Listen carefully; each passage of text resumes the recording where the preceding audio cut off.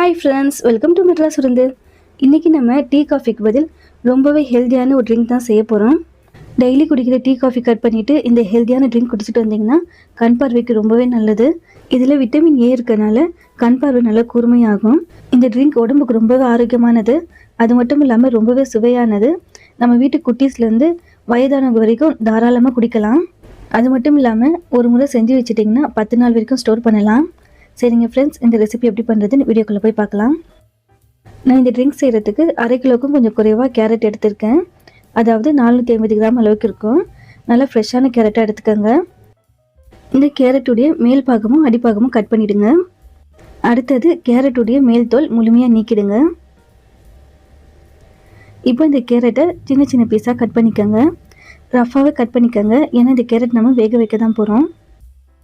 Carrot நல்லா சுத்தமாக wash பண்ணதுக்கப்புறமா குக்கரில் சேர்த்துக்கோங்க. கேரட்டில் விட்டமின் ஏ இருக்குது, கண் பார்வைக்கு ரொம்ப நல்லது. இது கூட 5 பேரிச்சப்பழம் சேர்த்துக்கோங்க. பேரிச்சப்பழமில் இரும்பு சக்தி அதிகமாக இருக்குது, இதனால் உடம்புல ரத்தம் அதிகரிக்கும். அடுத்தது 10 பாதாம், 5-6 முந்திரி சேர்த்துக்கோங்க. ரெண்டுலையுமே பார்த்தீங்கன்னா மெக்னீஷியம், கால்சியம் இருக்குது, இதனால் எலும்புக்கு ரொம்ப நல்லது. விட்டமின் இ இருக்கிறனால ஸ்கின்க்கும் ரொம்ப நல்லது. அடுத்தது வாசனைக்காக 3 ஏலக்காய் சேர்த்துக்கோங்க. இந்த பொருட்கள் எல்லாமே முழுகிற அளவுக்கு தண்ணீர் சேர்த்துக்கோங்க. அதிகம் தண்ணீர் சேர்க்க வேண்டாம். ஜஸ்ட் ஒரு 2-3 விசில் விட்டாலே போதும், நல்லா சாஃப்டாக வெந்துடும். அவ்வளோதான், குக்கர் மூடி போட்டாச்சு. 2-3 விசில் அளவுக்கு விடுங்க, போதும். 3 விசில் வந்துடுச்சு. ப்ரெஷர் எல்லாமே தன்னால் ரிலீஸ் ஆனதுக்கப்புறமா மூடி ஓப்பன் பண்ணிக்கோங்க. நல்லா சாஃப்டாக வெந்துடுச்சு. வாசம் பார்த்திங்கன்னா நல்லா கமகமன்னு இருக்குது. ஆக்சுவலி கேரட்டுடைய பச்சை வாசம் இதில் சுத்தமாக இருக்காது. நம்ம சேர்த்துருக்க பேரிச்சப்பழமும் ஏலக்காயுடைய ஃப்ளேவர் தான் இதில் இருக்கும். இதில் இருக்க பாதாம் மட்டும் தனியாக எடுத்துடுங்க, ஏன்னா தோல் நீக்காமல் சேர்த்துருக்கோம். இப்போ நல்லா வெந்திருக்கனால தோல் ஈஸியாக வந்துடும். ஜஸ்ட்டு இந்த பாதத்தை லைட்டாக இப்படி ப்ரெஸ் பண்ணிங்கனாலே தோல் ஈஸியாக ரிமூவ் ஆகிடும். தோல் எல்லாமே நீக்கியாச்சு. இப்போ இதிலே சேர்த்துடுங்க. சூடு முழுமையாக ஆறினதுக்கப்புறமா மிக்ஸி ஜாரில் சேர்த்துக்கோங்க. நம்ம வேக வச்ச தண்ணி கொஞ்சம் கொஞ்சமாக சேர்த்து நல்லா நைஸாக அரைச்சிக்கோங்க. எந்த அளவுக்கு நல்லா நைஸாக அரைக்க முடியுமோ அந்த அளவுக்கு நல்லா சாஃப்டாக அரைச்சிக்கணும்.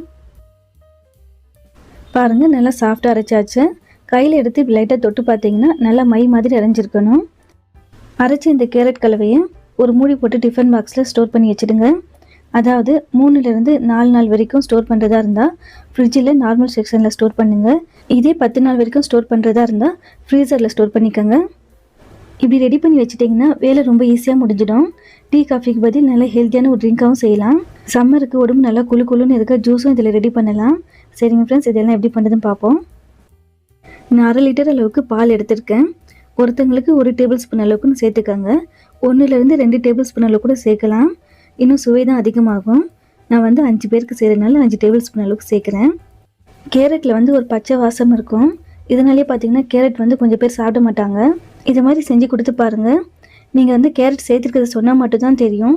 அந்த அளவுக்கு பேரிச்சப்பழமும் ஏலக்காயும் அந்த கேரட்டுடைய பச்சை வாசத்தை டாமினேட் பண்ணிவிடும்.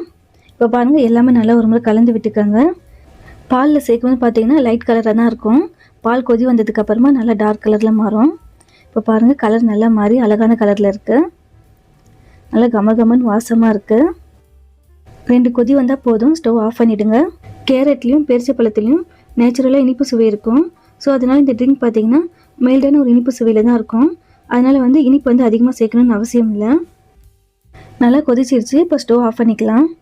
ஓரளவுக்கு சூடு ஆறினதுக்கப்புறமா 2 டேபிள் ஸ்பூன் அளவுக்கு நாட்டு சர்க்கரை சேர்க்குறேன்.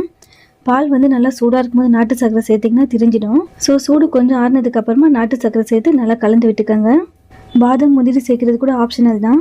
முக்கியமான இன்க்ரீடியன்ஸ் சொல்லி பார்த்தீங்கன்னா கேரட், அதுக்கப்புறமா பேரிச்சப்பழம், வாசனைக்காக ஏலக்காய். அவ்வளோதான், ஹெல்த்தியான ட்ரிங்க் நல்லா சூடாக ரெடி ஆகிடுச்சு. இப்போ சர்வ் பண்ணிக்கலாம். சூடாக இருக்கனால தொண்டைக்கு நல்லா இதமாக இருக்கும். நல்லா வாசமாகவும் சுவையாகவும் இருக்கனால குடிக்கிறதுக்கு ரொம்பவே நல்லாயிருக்கும். கண்டிப்பாக நம்ம வீட்டு குட்டீஸ்லேருந்து பெரியவங்க வரைக்கும் கேட்டு வாங்கி குடிப்பாங்க. அந்த அளவுக்கு ரொம்பவே சுவையானது மட்டும் இல்லை, நிறைய பெனிஃபிட்ஸ் இருக்குது. இப்போல்லாம் பார்த்தீங்கன்னா குட்டி பசங்க கூட கண்ணாடி போட்டுட்டு இருக்காங்க. அந்த அளவுக்கு ஐ ப்ராப்ளம் அதிகமாக இருக்குது. ஸோ உணவில் கேரட் அதிகமாக எடுத்துக்கோங்க. இந்த கேரட் மிக்சர் 2 வகையாக பயன்படுத்தலாம்னு சொன்னேன் இல்லையா. ஒன்று டீ காஃபிக்கு பதில் நல்லா சூடாகவும் குடிக்கலாம். இன்னொன்று பார்த்தீங்கன்னா நல்லா வெயிலில் உடம்பு குளுன்னு இருக்கிறதுக்காக ஜூஸாகவும் செய்யலாம். சூடு முழுமையாக ஆறினதுக்கப்புறமா அது கூட ஐஸ் சேர்த்து 1 ஸ்பூன் அளவுக்கு சப்ஜா சீட் சேர்த்திங்கன்னா உடம்பு நல்லா குளிர்ச்சியாக குடிக்கிறதுக்கு நல்லா சுவையாக இருக்கும். ஹெல்த்தியான கேரட் மிக்சர் ஒன்று செஞ்சு ஃப்ரிட்ஜில் ஸ்டோர் பண்ணிட்டீங்கன்னா போதும். 2 வகையான ரொம்பவே டேஸ்டியான ட்ரிங்க்ஸ் சூப்பராக செய்யலாம். இந்த ரெசிபி உங்களுக்கு பிடிச்சிருக்கும்னு நம்புகிறேன். சரிங்க ஃப்ரெண்ட்ஸ், இந்த ரெசிபியில் ஏதாவது டவுட்ஸ் இருந்தாலும் கமெண்ட்ஸில் கேளுங்க. எப்போவுமே சொல்கிற மாதிரி தான், உங்களுக்கு இந்த ரெசிபி பிடிச்சிருந்துச்சின்னா கண்டிப்பாக வீட்டில் ட்ரை பண்ணி பாருங்கள்.